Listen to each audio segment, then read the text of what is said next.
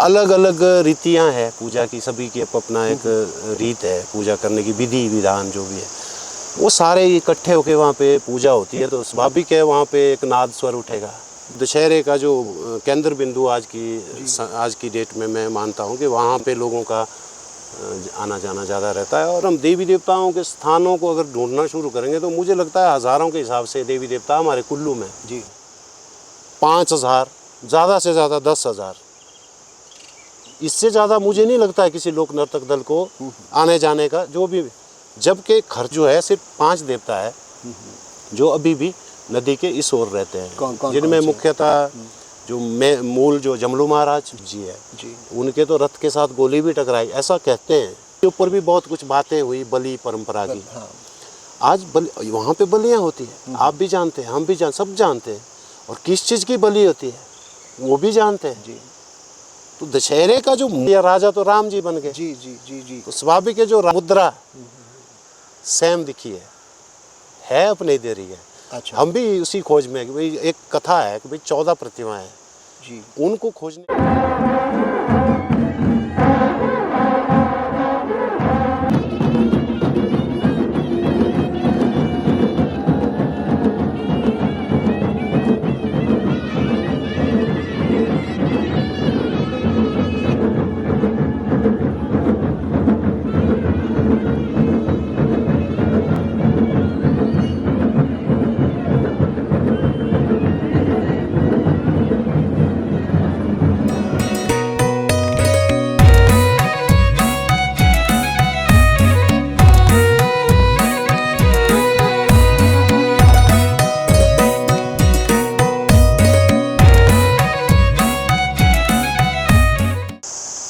Jaichand Thakur ji, the uncommon people uncut में आपका स्वागत है।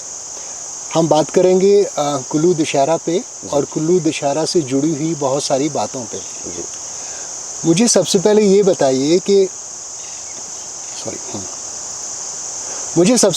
बताइए कि कुल्लू का दशहरा बाकी जगहों के दशहरों से अलग कैसे है?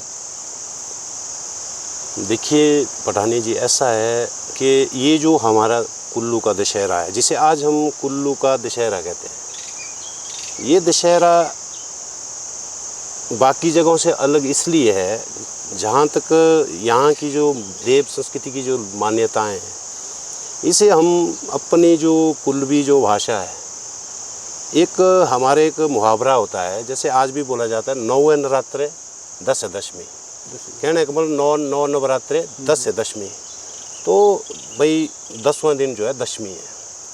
तो इसमें क्या है सर कि ये जो हमारी देव परंपरा है ये आदिकाल से यहाँ पे स्थापित है। तो बाकी जगह का जो दशहरा मनाने का जो प्रयोजन है वो कुछ अलग सा रहता है, लेकिन यहाँ पे मेरा मानना है कि जब दशहरा शुरू हुआ, ऐसे तो दशहरे को इतिहास है वो राम जी के साथ, रघुनाथ जी के साथ जोड़ते हैं। आज का जो हमारा मतलब कहेंगे मैक्सिमम लोग यही कहते हैं कि भाई रघुनाथ जी अब आए तो इसलिए दशहरा मनाया गया। जबकि मेरा मानना है, जहाँ तक अगर हम देव संस्कृति के अंदर अगर हम जाके देखते हैं चीज़ों को, तो ये दशहरा जो है ये उससे पहले भी मनाया जाता था, मेरा मानना है। जी जी। तभी इसका प्रारूप जो है वो अलग है। तो बाकी जगह दशहरों में उत्सव के रूप में मनाया जाता है, लेकिन यहाँ देव समागम के रूप में इसको मनाया जाता है। जी। कुल्लू दशहरा में देवी देवताओं की पूजा का क्या महत्व है? कुल्लू के दशहरे में जो पूजा का महत्व मैं उतना ज़्यादा तो नहीं कहूँगा कुछ ज़्यादा, क्योंकि जो हमारे गांव में पूजा होती है सुबह की शाम की, वो पूजा सेम जो भी देवी देवता दूर दूर से गाँव से दशहरे में आते हैं तो उनकी जो पूजा पद्धति है जो गांव में जो मंदिरों में या अपने जो जहाँ भी स्थान है देवी देवताओं के, वही पूजा सेम जो है कुल्लू में होती है लेकिन मज़ेदार बात वहाँ पे ये है जो आपके प्रश्न के हिसाब से बोलूँगा, वो महत्व उसका इसलिए बढ़ता है कि जैसे बहुत से देवी देवता वहाँ आएंगे तो अलग अलग रीतियाँ हैं पूजा की, सभी की अपना एक रीत है पूजा करने की, विधि विधान जो भी है। वो सारे इकट्ठे होकर वहाँ पे पूजा होती है, तो स्वाभाविक है वहाँ पे एक नाद स्वर उठेगा, जिसका मुझे लगता है कि हमारा जो कुल प्रदेश है उस पर एक पॉजिटिव वाइब उसकी निकलेगी। मुख्य जो पूजा में मेरा मानना है, जो हम देखते हैं, आप भी देखते हैं, जो मुख्य वहाँ पे मुख्यतः जो पूजा होती है वो रघुनाथ जी के वहाँ जी, जो शिविर लगता है उनका अस्थाई शिविर, वहाँ पे वो मुझे लगता है कि जो मतलब दशहरे का जो केंद्र बिंदु आज की डेट में मैं मानता हूँ कि वहाँ पे लोगों का आना जाना ज़्यादा रहता है, और स्वाभाविक है सभी देव देवताओं के पास पूजा होगी तो उसका फल भी शुभ ही होगा। कहते हैं कुल्लू में 365 देवी देवता हैं जी। तो मुझे ये पूछना है कि क्या सभी देवी देवताओं को दशहरा में आमंत्रित किया जाता है या कुछ ऐसे भी हैं जो दशहरा में नहीं आते? हाँ जी, हाँ देखिए 365 का जो ये जो एक मतलब फिगर है, मेरा मानना है पठानिया जी, ये जो फिगर है ये 365 नहीं है। नहीं, अच्छा।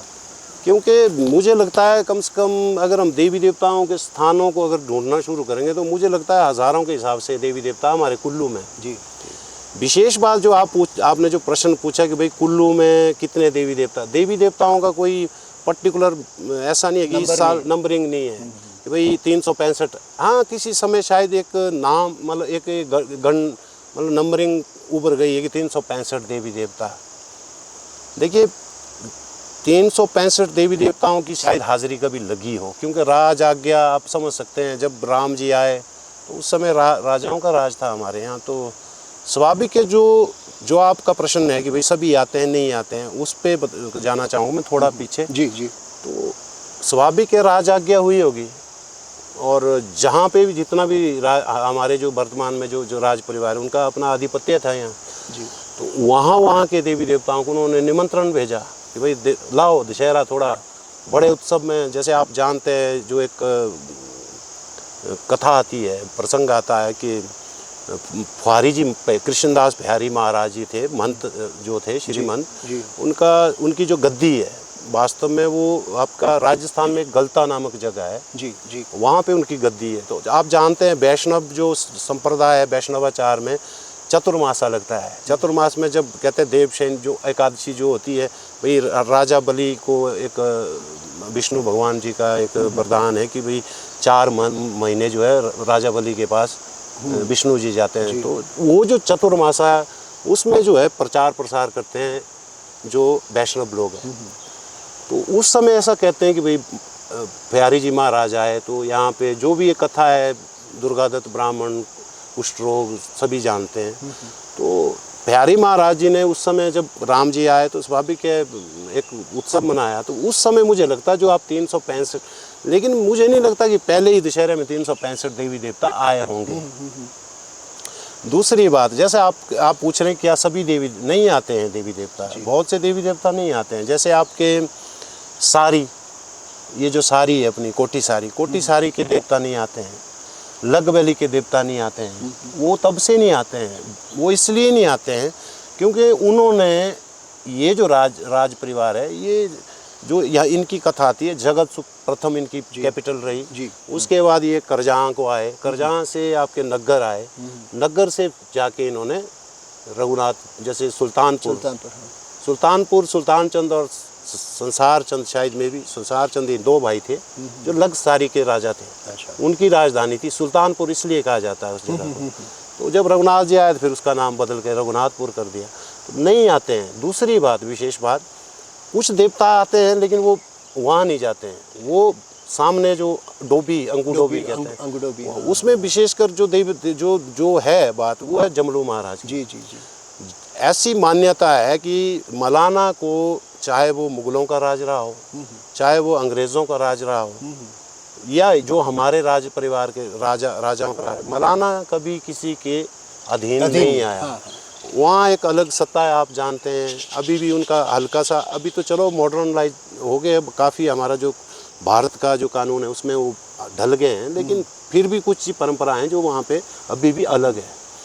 तो देवता ने वहाँ आना उचित नहीं समझा, ऐसा मेरा मानना है। क्योंकि देव जमलू कहते भी है अपनी वार्ता में कि भाई मैं हूँ राजाओं का राजा। मैं राजाओं को राजा नहीं मानता हूँ। आज भी राजा जब अगर जमलू महाराज के पास जैसे पूछ पड़ती है हमारी देव संस्कृति में, तो जमलू महाराज बधानी बोलते हैं राजा को, जी राजा नहीं बोलते हैं, जी, बधानी जी, शब्द यूज जी। करते हैं, मतलब बधानियाँ, ऐसा हुआ बधानी ऐसा। तो फिर दूसरी बात, वहाँ पे एक समय था कि 28 देवी देवता जो है वो इस साइड ही रहते थे। मतलब दरिया किस तरफ? जी जी जो अंगूठोबी स्थान अंगूठोबी, है हाँ। वहाँ पे उनका जो मेन मूल जो है जमलू महाराज। तो बाकी देवी देवता बहुत से रहते थे, लेकिन धीरे धीरे क्या हुआ कि प्रचलन बदल गया, अब अपनी अपनी देवड़ियाँ खड़ी हो गई, तो धीरे धीरे कुछ देवी देवता चले गए, जाने लगे। अच्छा। अभी जो है सिर्फ 5 देवता है जो अभी भी नदी के इस ओर रहते हैं, जिनमें मुख्यतः जो मूल जो जमलू महाराज जी, दूसरे हमारे जीम जमलू जी, जिन्हें जीम नारायण भी कहते हैं, जाना से। अच्छा। तो उसके बाद आपके ये शर्बल नाग, शर्बल सौर से, फिर आपका शुक्ली नाग जी अच्छा। तांदला से, और अजिमल जी ये सोयल गांव जो काइस के साथ लगते गांव है, जी जी जी। ये देवता, 3 देवता ये, अजिमल, आपका शुक्ली नाग और शर्बल नाग जी, साथ में जिमनारायण जिम जमलू जाना से, और आपके मलाना से जमलू महाराज, ये अभी भी वहीं रहते हैं, वो मतलब नदी के उस पार नहीं जाते हैं।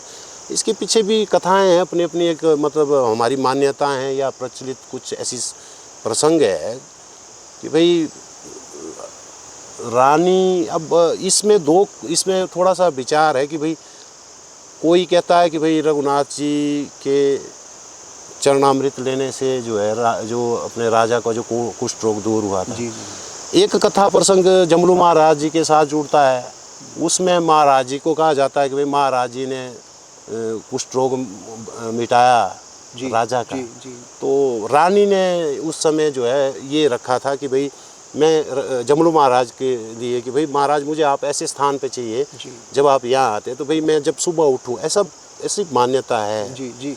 तो भाई मैं जब सुबह उठूँ तो महल की जो अटारी है, खिड़की है, वहाँ से ऐसी जगह पे आप विराजना, मैं सुबह उठ के आपको मतलब नमन करूँ। वो स्थान जो जगह है वो आमने सामने जैसे दिखती है आज भी, ऐसा है।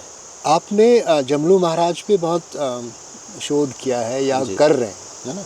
और आपकी जो टोपी है भी मलाना का है शायद। तो जमलू महाराज का इस पूरी घाटी पे कितना बड़ा अस्तित्व है उनका, उनकी क्या पोजीशन है पूरी इस घाटी में? देखिए ऐसा है, जमलू महाराज जी का जो, वैसे तो उनका जो बृहस्थ इतिहास है, जो महाराज जी भी कहते हैं कि भाई मैं हूँ पहाड़ का बादशाह, पहाड़ों का राजा हूँ मैं।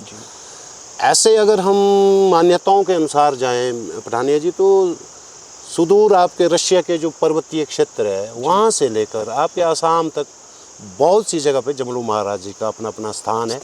हाँ, ये अलग बात है कि वहाँ की मान्यताएं, नाम वो अलग है।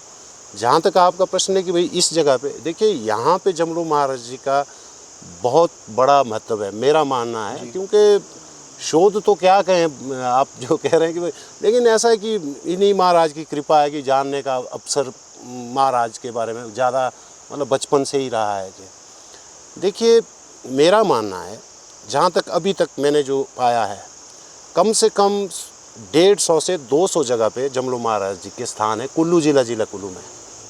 अच्छा। होता क्या है, अमूमन जो हमारे देवी देवता होते हैं, बाकी जो देवी देवता है उनके स्थल जो है एक जगह होगा, किसी का 2 जगह होगा, ज़्यादा से ज़्यादा। अगर कोई नारायण है, मान लीजिए लक्ष्मी नारायण है, जैसे महादेव जी है, उनके स्थान भी अगर हम ढूंढने शुरू करें तो बहुत कम पाए जाएंगे। लेकिन जमलू महाराज जी का एक बृहस्थ इतिहास है। क्यों? क्योंकि जो हमारी देव परंपरा है वो मतलब जमलू महाराज के इर्द गिर्द ही घूमती है, और यहाँ पे बहुत बड़ा वर्चस्व है। और ऐसी भी मान्यता है कि राज परिवार, अकबर का जो एक किस्सा आता है, तो जब हमारे जो राजा थे यहाँ के, ये जब दिल्ली गए थे तो अकबर ने जो दरबार, आप समझ सकते हैं वहाँ, वही क्या है तुम्हारे वहाँ के देवी देवता, तो अगर देवी देवता है तो चल बोल अपने देवी देवताओं को कि भाई आप बर्फ़ गिरा के बताओ दिल्ली में। अच्छा। तो ऐसी मान्यता है कि भाई जो हमारे यहाँ के राजा थे उस समय के, तो उन्होंने जो है देवताओं का स्मरण किया, जमलू महाराज का, बाकी देवताओं का स्मरण किया, मुख्य उन्होंने जमलू महाराज जी का ही स्मरण किया। उसका प्रमाण क्या आता है आगे, तो सुबह वहाँ पे बर्फ़ गिरी, ऐसी मान्यता है। और अकबर जी ने उस दिन कहा था, अकबर ने, कि बादशाह तो मैं हूँ, क्योंकि वो बादशाह थे भारत के उस टाइम, लेकिन तू बादशाहों का भी बादशाह है, तू पहाड़ का बादशाह है। तो एक नाम दिया था उन्होंने। और चाकरी करते हैं, आप जानते हैं, ज़्यादा लंबा जाएगा, क्योंकि जमलू महाराज की आज भी अकबर चाकरी करता है। उन्होंने मूर्ति स्वरूप अपने को बांध के रखा है कि जब तक आप हो महाराज, जब तक मैं जिंदा हूँ, तब तक तो उन्होंने दिल्ली से ही महाराज की चाकरी की है। लेकिन उन्होंने ये एक मूर्ति बना के भेजी है, प्रतिमा है, आज भी मलाना में है जी, जो फागड़ी का उत्सव है, जो वो रिचुअल है वहाँ का, वो शो अप करता है कि जो मूर्ति है वो चाकरी के लिए जमलू महाराज कहते हैं कि जब तक आप हो, ये मूर्ति स्वरूप मेरी चाकरी आपके साथ निरंतर चलती रहेगी, मेरे मरणोपरांत भी। तो आज भी वो परंपरा फागली के उत्सव में वहाँ निभाई जाती है। महाराज जी का अपना एक दरबार है, वो आप देखते होंगे, आपने भी देखा होगा वीडियोज या फोटोज में, वहाँ पे हिरन, घोड़े। तो उसमें एक समय आता है जब पुजारी, जो मुख्य पुजारी, बड़े पुजारी, जो दिखाते हैं हल्का सा उस प्रतिमा को। तो दरबार मान लीजिए इधर से उधर को सजा है, तो प्रतिमा उधर से इधर को बिठाई जाती है आगे। कहने का मतलब यहाँ महाराज जी का दरबार, तो इधर को, तो वहाँ से मूर्ति का जो मतलब अकबर जी का, वो कहने का मतलब आज भी ये एक रिचुअल है।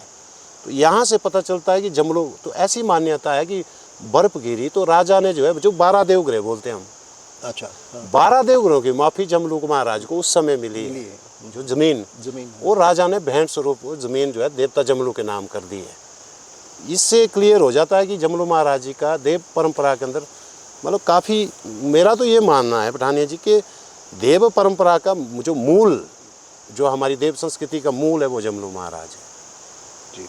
ऐसा है।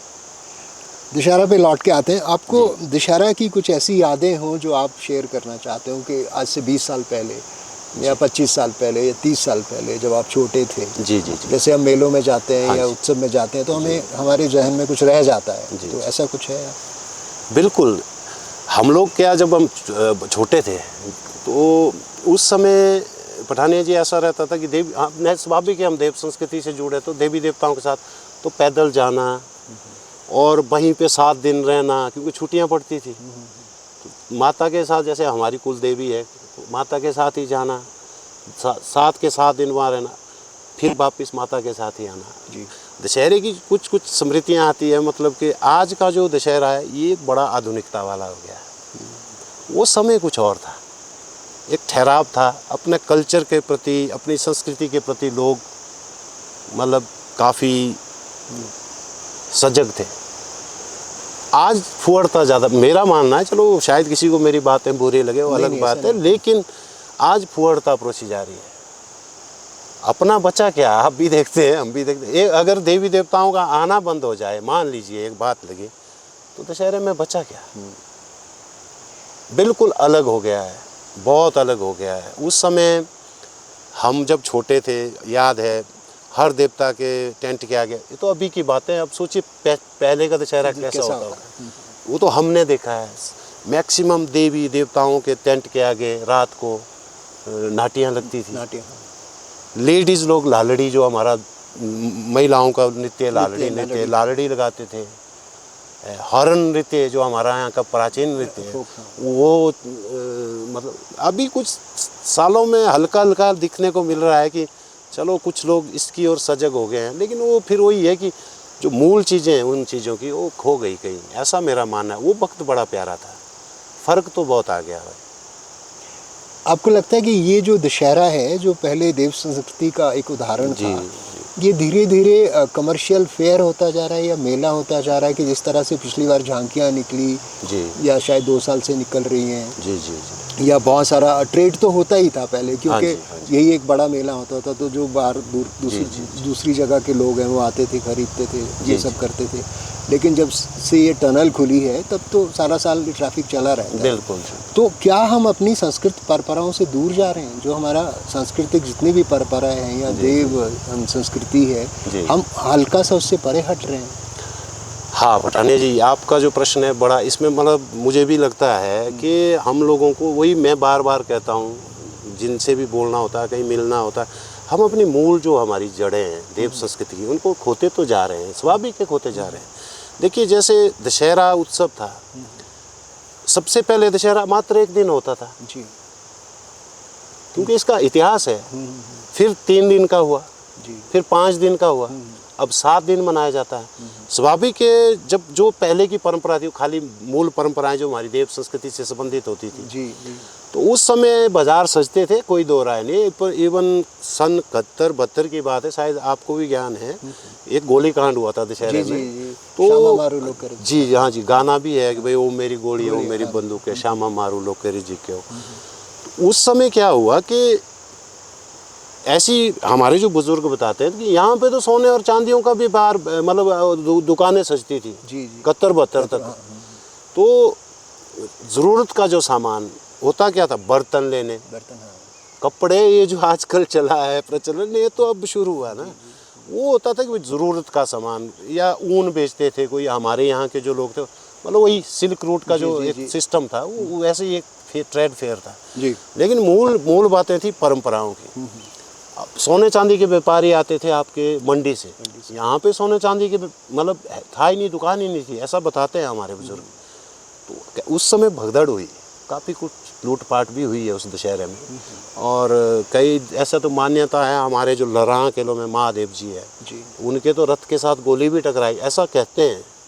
तो उस साल के बाद वो दशहरे में नहीं जाते, अच्छा वो गोली कांड हुआ, उसके बाद देवता भी नहीं जाते दशहरे में।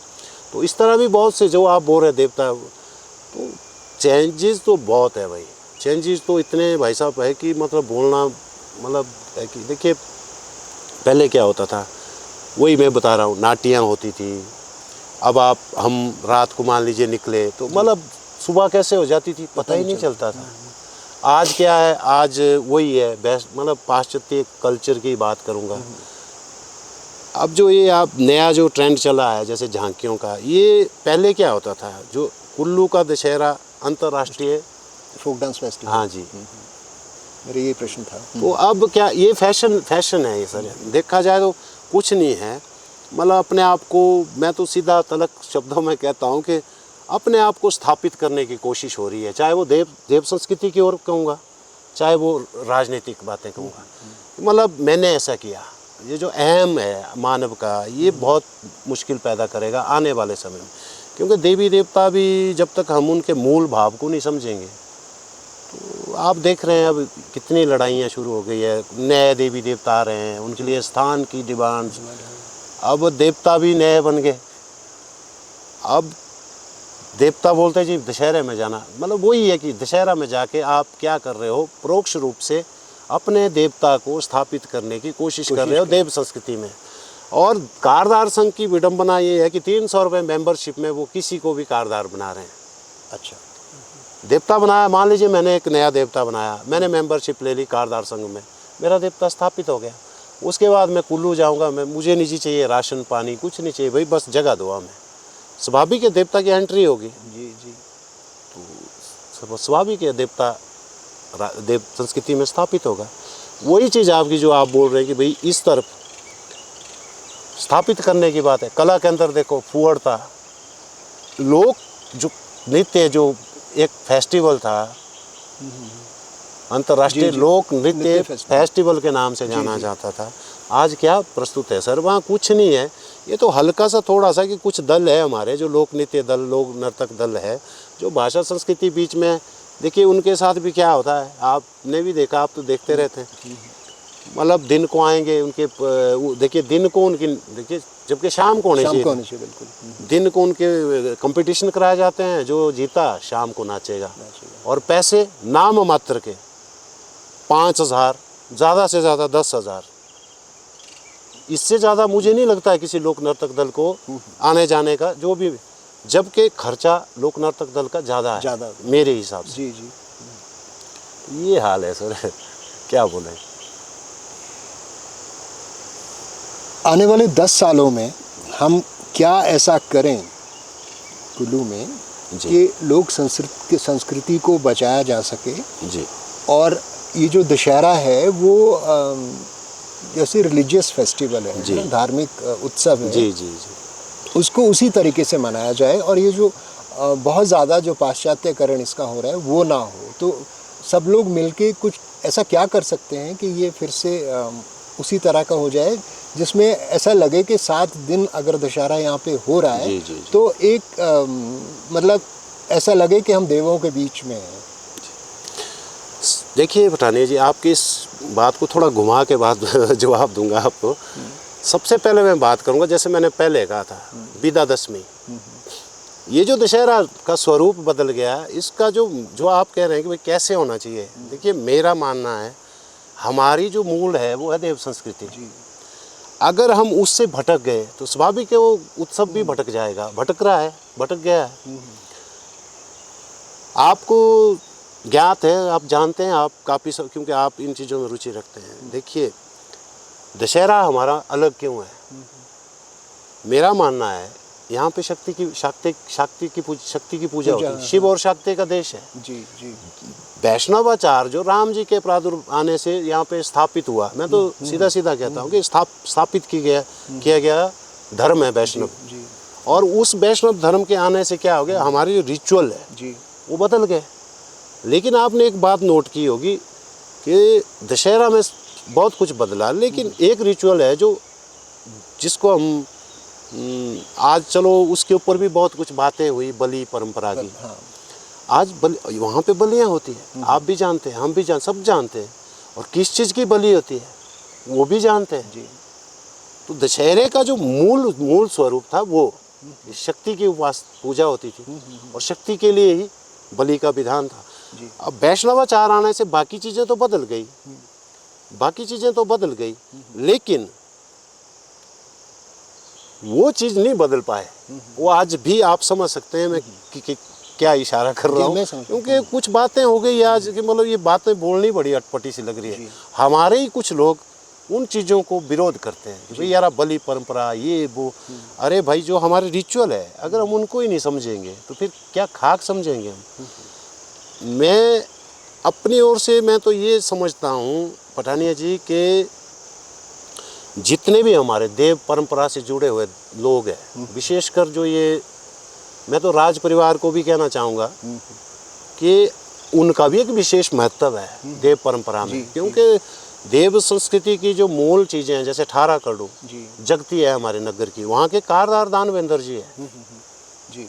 और जो जगती है उसका आयोजन राज परिवार करवाता है।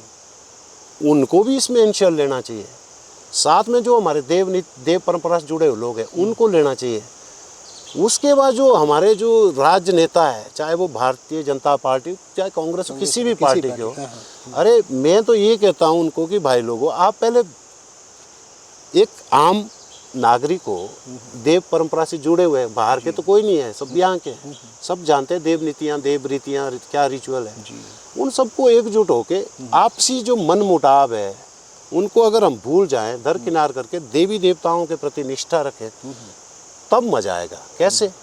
मैं आपको एक बात बताना चाहूँगा, आप चलो इस माध्यम से लोगों को भी एक बात पता चले। हमने एक प्रस्ताव पारित किया था पुजारी कल्याण संघ की ओर से। वीरभद्र जी, राजा वीरभद्र जी उस टाइम सीएम थे, तो कुल्लू में हम मिले थे। हमने, देखिए जो आप बोल रहे हैं कि इसको भव्यता कैसे लाई जा सकती है, छोटी छोटी चीज़ों को बदलना पड़ेगा। पहली बात, जैसे एक प्रयास हो रहा था कि भाई ये ट्रेड फेयर जो है ये आफ्टर दशहरा लगेगा, बहुत विरोध हुआ। मेरे हिसाब से एक सार्थक कदम था, एक अच्छा निर्णायक कदम कहूँगा कि आने वाले समय में इन चीज़ों, क्योंकि जो आप बोल रहे हैं वही पर्टिकुलर 7 दिन जो है उत्सव के रूप में ही मनाएं। ट्रेड ऐसे भी आप देख सकते हैं कि मतलब दीपावली तक तो ऐसे ही चला रहता है सब कुछ। लेकिन कुछ लोगों की अपनी सोच है, वो कहते हैं जी देवता के साथ लोग आते हैं तो वो फिर जाएंगे, फिर वापिस आके शॉपिंग कैसे करेंगे, ये वो कई द्वंद्व पैदा हुआ है, आपने देखा। मेरा मानना है ये जो विशेषकर जो ये कपड़े की मार्केट है, ये तो दशहरे से जूता कपड़ा ये तो हटनी चाहिए मेरे हिसाब से, विशेषकर 7 दिन, उसके बाद लगती रहे। उससे क्या होगा, एक तो स्थान खुला हो जाएगा। आप देख रहे हैं हर साल सीमित होता जा रहा है ग्राउंड, क्योंकि देवता ज़्यादा आ रहे हैं, व्यापारी ज़्यादा आ रहे हैं, और वही है, पैसों का खेल है। तो हमने एक प्रस्ताव रखा था उस समय, मैं उस बात पे आ रहा हूँ, ये जो एग्जीबिशन ग्राउंड है, आपने देखा आधा में एग्जीबिशन लगती है, उसके उस तरफ को देवताओं का मैदान है। और आपने एक बात नोटिस की होगी, जो डीसी ऑफिस के साथ लगती जो निचले वाला मैदान है, वहाँ पे मैक्सिमम हमारे सिराज साइड के, इवन महादेव जी भी का भी शिविर भी वहीं लगता है हॉस्पिटल के साथ। तो आपने देखा होगा वहाँ पे बहुत गंदगी रहती है। हमने एक छोटा सा सुझाव दिया था प्रस्ताव के माध्यम से उस टाइम सीएम साहब को कि ये जितने भी देवी देवता है नीचे, उनको वहाँ से उठा के जो एग्जीबिशन ग्राउंड है वहाँ पे स्थापित करें। उससे क्या होगा कि वो पूरा ग्राउंड में देवी देवता रहेंगे। जो वहाँ की एग्जीबिशन है वो डीसी ऑफिस के सामने जो भी वहाँ लग जाए, तो क्या दिक्कत थी।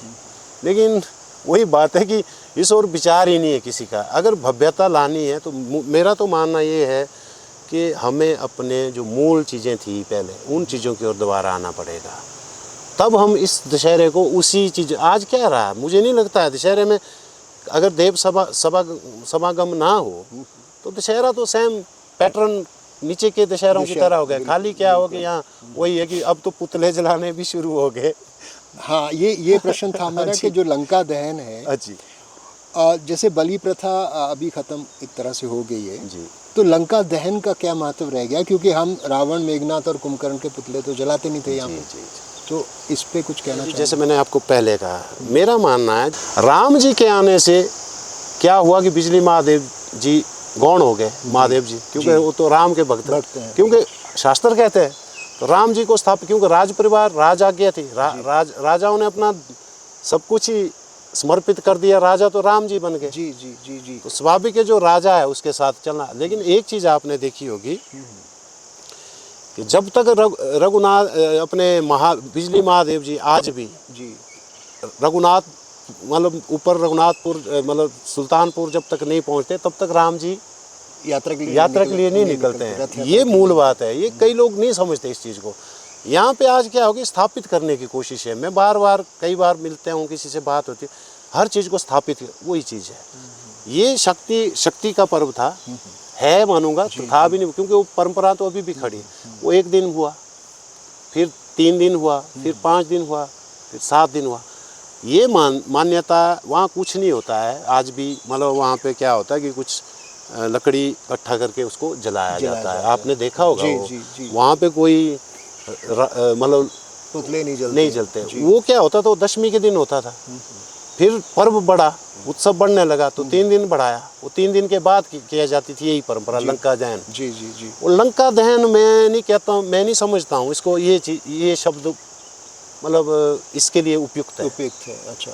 वो शक्ति की पूजा है, स्वाभाविक है, वहाँ बलियाँ हैं, वो शक्ति की पूजा है। और स्वाभाविक है महिषासुर मर्दनी की पूजा है।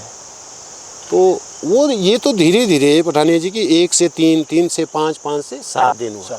जबकि ये परंपरा 10वें दिन विदा देना, तो बलि परंपरा होगी शक्तियों को विदाई। मैं तो ये मानता हूँ, आज भी मानता हूँ। हाँ, ये है कि वैष्णवाचार, शक्ति, शैव शक्ति, या सब मिश्रण हो गया, तो इसका स्वरूप ही अलग हो गया।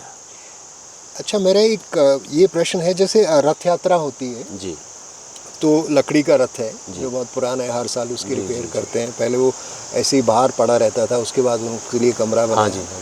ये जो रथ यात्रा है, इसमें जो रस्सा खींचते हैं लोग, और जगन्नाथपुरी की जो रथ यात्रा है, तो कहते हैं जो रस्सा खींच लेगा वो बैकुंठ जाएगा। तो क्या ये सच है?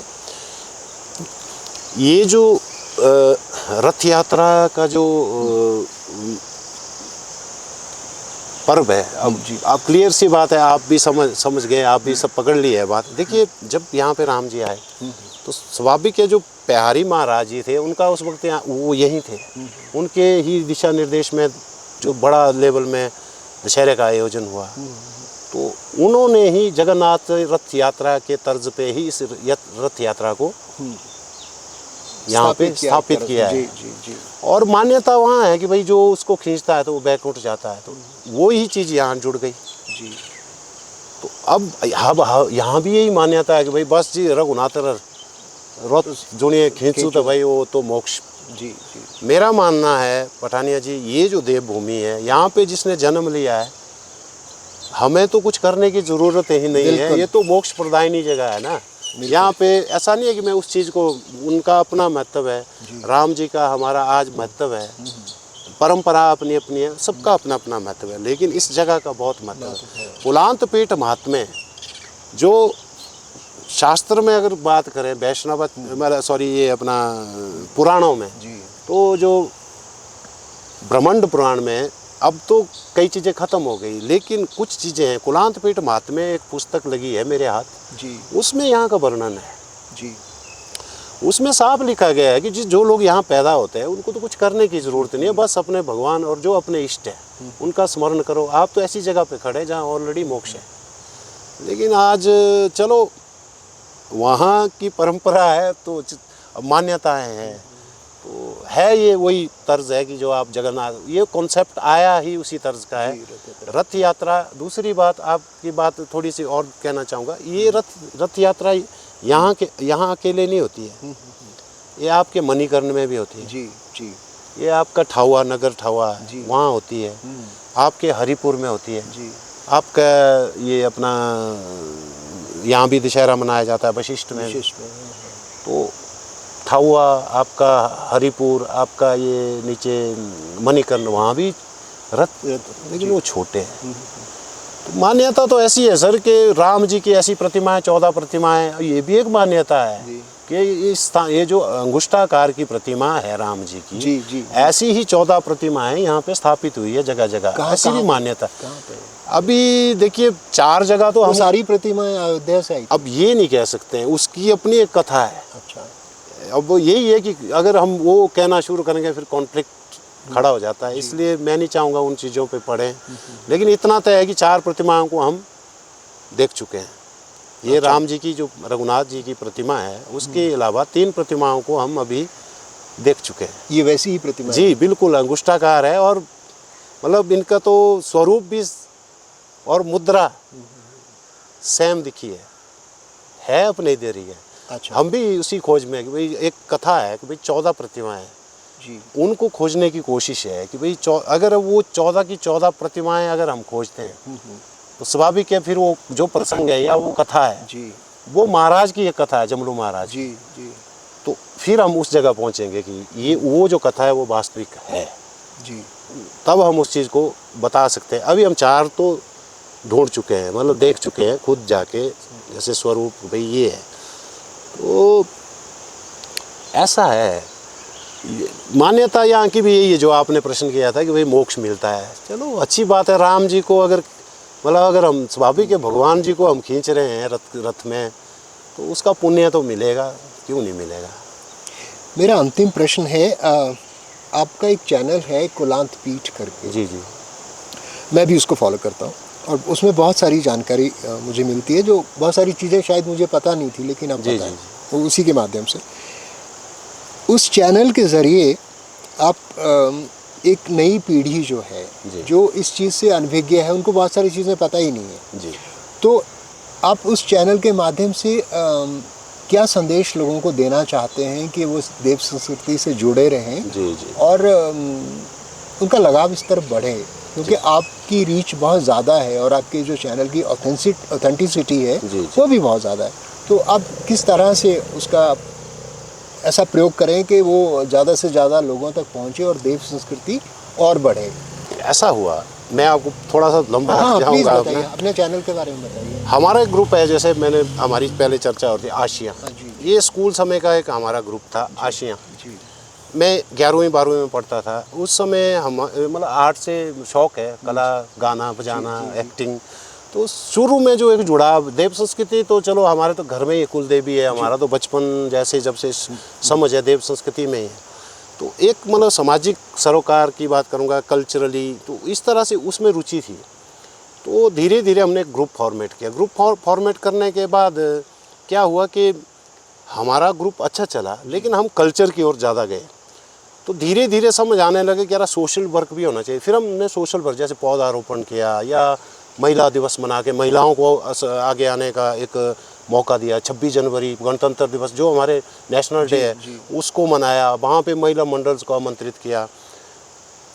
बहुत सी नई प्रतिभाएं, जिसमें मैं आज फख्र के साथ कहना चाहूँगा कि हमारे ग्रुप के अंदर से, जैसे आप आज एक सिमरन भारद्वाज है, लड़की भांजी लगती है रिश्ते में, वो आज बहुत बड़ी एक मतलब एक लड़की एक एंकर के रूप में जी जी बहुत स्थापित हुई। वो इस छोटे से आशिया से निकला हुआ एक मतलब बगिया का फूल है। ऐसे ऐसे बहुत से उदाहरण हैं। तो उसके बाद क्या हुआ रानिया जी की एक चैनल ये ट्रेंड चला सीडीज कैसेट्स का। जी जी लोगों का रवैया यही रहता है कि भाई प्रोफेशनली स्वाभाविक है, हर आदमी पैसा कमाना चाहते हैं, हम भी चाहते हैं पैसा कमाना, लेकिन हम ऐसी जगह नहीं हाथ डालना चाहेंगे कि भाई इससे पता है नुकसान होगा। तो एक दौर था, सीडीज़ का दौर आया, कैसेट सीडी का दौर आया, तो एक छोटा सा रिकॉर्डिंग स्टूडियो फॉर्मेट किया। तो लोग तो नाटियाँ ये वो, मैंने एक नया प्रयोग किया था उस समय। मैंने एक भजन की एल्बम निकाली थी जी देव आराधना करके। तो उस भजन की एल्बम निकालने के बाद भजन का एक ट्रेंड धीरे धीरे शुरू, और आज मुझे बड़ी खुशी होती है कि आज आप भी देखते हैं यूट्यूब में मतलब हर देवी देवता का भजन बनाना एक मतलब एक प्रचलन जैसा हो गया। और मैं सौभाग्यशाली मानता हूँ आज अपने आप को कि भाई मैंने एक कुल्लवी भजनों की पहली एल्बम वीडियो एल्बम को एक प्रमोट किया। इसी तरह बढ़ते गए, फिर चैनल निकाला जो केबल नेटवर्क अपना चैनल करके। तो धीरे धीरे उस चैनल निकालने के बाद मेरा जो ध्यान ज़्यादातर विशेष जो ठहराव या गहराई वो देव संस्कृति की ओर चली गई। देव संस्कृति की ओर चली गई तो स्वाभाविक है हम लोग जहाँ भी देवी देवताओं का उस समय का ट्रेंड था, आज तो चलो सोशल मीडिया आ गया, उस समय का ट्रेंड था कि भाई फ़ोन करके बोलते थे कि भाई मेला है भाई साहब हमारा, तो आप कवरेज के लिए आना ज़रूर, मतलब रिक्वेस्ट करते थे लोग। तो हमारा सौभाग्य होता था, मेले जाते थे तो देवी देवताओं के दर्शन करने का सौभाग्य। तो धीरे धीरे जो है वो जानकारियाँ भी मिलती गई, तो देव संस्कृति के प्रति एक थोड़ा सा झुकाव और बढ़ता गया।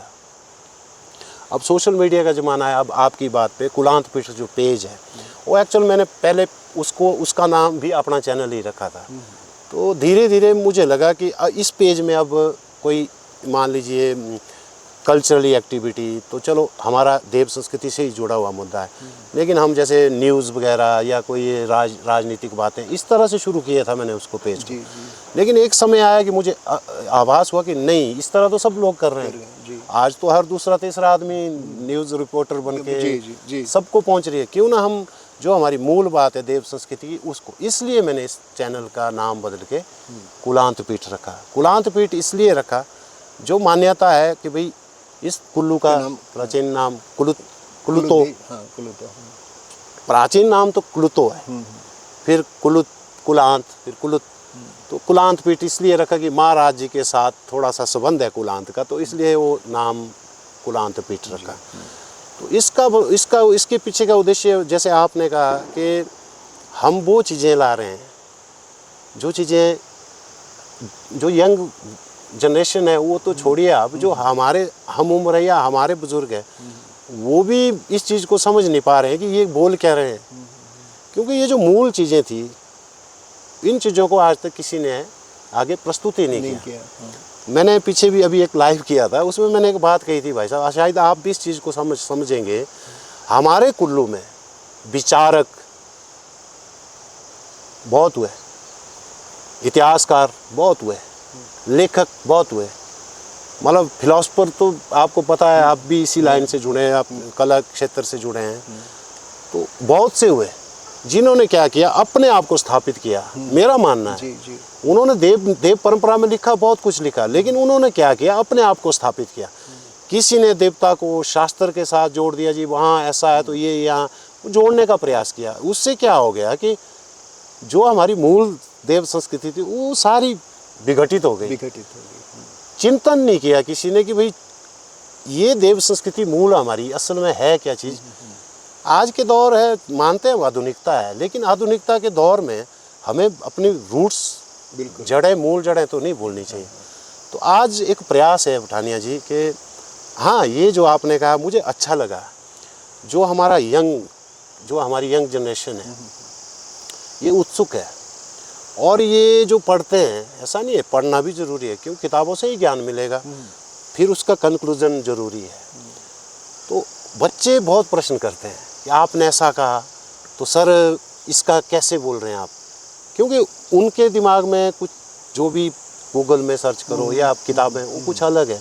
अब हम वो चीज़ परोस रहे हैं, क्यों हम वो चीज़ प्रस्तुत कर रहे हैं जो मूल है, और हम इस चीज़ को इसलिए प्रस्तुत कर रहे हैं कि हम वहाँ जाके पहले उस चीज़ का पूरा एक ऑब्जर्व करते हैं, अध्ययन करें। रास्ता तो यही देवी देवता महाराज जी दिखा देते हैं, भाई यहाँ जाओ, तो स्वाभाविक है स्वप्न आते हैं, कोई दो राय नहीं है, मैं तो साफ कहता हूँ। स्वप्न में जो महाराज जी तो आएंगे नहीं, कलयुग है, किसी न किसी के स्वरूप में, मान लीजिए आपके स्वरूप में ही मुझे महाराज जी के दर्शन हो जाते हैं कि आप मुझे कहते हैं कह रहा जय भाई ऐसा कुछ करना है, मैं विचार करता हूँ, मैं उस जगह पहुँचता हूँ, मुझे वहाँ कुछ ना कुछ मिल जाता है, तो स्वाभाविक है महाराज जी का एक आशीर्वाद तो है।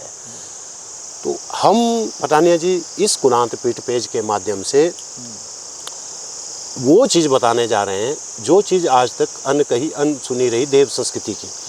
कारण क्या है आप भी समझ सकते हैं, हर आदमी ने स्थापित करने की कोशिश की है, हालांकि शुरू में बड़ा विरोधाभास हुआ जी। बहुत से मैसेज, हालांकि पोस्ट पे तो चलो मैसेज आते हो तो सब पढ़ लेते हैं जी। लेकिन इनबॉक्स मतलब बोले तो मैसेंजर में, व्हाट्सएप में इतने ज़्यादा मैसेज हुए, कईयों ने तो इतना तक बोल दिया कि आप पागल हो गए हो, क्या बोल रहे हो। इवन आप विश्वास नहीं करेंगे, मेरे अपने जो दायरा है बड़ा क्लोज दायरा है, उसके अंदर मैं नहीं नाम लेना चाहूँगा, सार्वजनिक क्यों, चलो छोड़िए, वो उनकी समझ है। मेरी रिश्तेदारी में या मेरा जो एक दायरा है उसके अंदर अच्छे जो मेरे कुलीग्स हैं, उन्होंने भी बोलना शुरू कर दिया कि यार आप कर क्या रहे हो, ये क्या उलझुल बातें। इवन कईयों ने तो मुझे ये कहा कि ये आपकी एक कल्पना है भाई, आप कल्पना के आधार पे बात कर रहे हो।